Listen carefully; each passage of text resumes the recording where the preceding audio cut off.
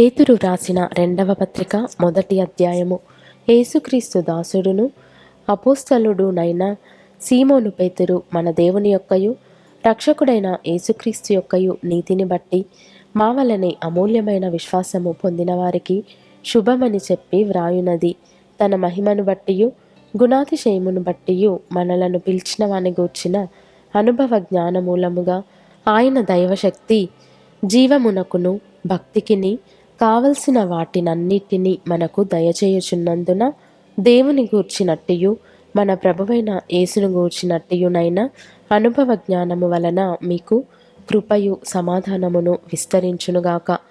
ఆ మహిమ గుణాతిశయములను బట్టి ఆయన మనకు అమూల్యములను అత్యధికములునైన వాగ్దానములను అనుగ్రహించి ఉన్నాడు. దురాశను అనుసరించుట వలన లోకమందున్న భ్రష్టత్వమును ఈ వాగ్దానముల మూలముగా మీరు తప్పించుకొని దేవ స్వభావమునందు పాలివరగునట్లు వాటిని అనుగ్రహించెను. ఆ హేతువు చేతనే మీ మట్టుకు మీరు పూర్ణ జాగ్రత్త గలవారై మీ విశ్వాసమునందు సద్గుణమును, సద్గుణమునందు జ్ఞానమును, జ్ఞానమునందు ఆశానిగ్రహమును, ఆశానిగ్రహమునందు సహనమును, సహనమునందు భక్తిని, భక్తియందు సహోదర ప్రేమను, సహోదర ప్రేమయందు దయను అమర్చుకొనుడి. ఇవి మీకు కలిగి విస్తరించిన ఎడల అవి మన ప్రభువైన యేసుక్రీస్తును గూర్చిన అనుభవ జ్ఞాన విషయములో మిమ్మును సోమరులైనను నిష్ఫలులైనను కాకుండా చేయును. ఇవి ఎవనికి లేకపోవునో వాడు తన పూర్వ పాపములకు శుద్ధి కలిగిన సంగతి మరచిపోయి గ్రుడ్డివాడును దూరదృష్టి లేనివాడు నగును.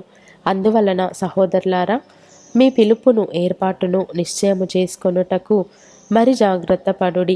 మీరిట్టి క్రియలు చేయువారైతే ఎప్పుడునూ తొట్టిల్లరు. అలాగున మన ప్రభువును రక్షకుడునైన యేసుక్రీస్తు యొక్క నిత్యరాజ్యములో ప్రవేశము మీకు సమృద్ధిగా అనుగ్రహింపబడును. కాబట్టి మీరు ఈ సంగతులను తెలుసుకొని మీరంగీకరించిన సత్యమందు స్థిరపరచబడి ఉన్నను వీటిని గూర్చి ఎల్లప్పుడూ మీకు జ్ఞాపకము చేయుటకు సిద్ధముగా ఉన్నాను.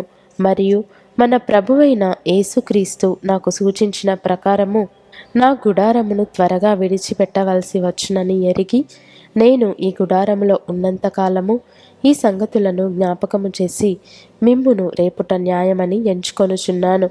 నేను మృతి పొందిన తరువాత కూడా మీరు నిత్యము వీటిని జ్ఞాపకము చేసుకొనున్నట్లు జాగ్రత్త చేతును. ఏలయనగా చమత్కారముగా కల్పించిన కథలను అనుసరించి మన ప్రభువైన యేసుక్రీస్తు యొక్క శక్తిని, ఆయన రాకడను మేము మీకు తెలుపలేదు గాని ఆయన మహాత్మ్యమును మేము కన్నులారా చూచిన వారమై తెలిపితిమి.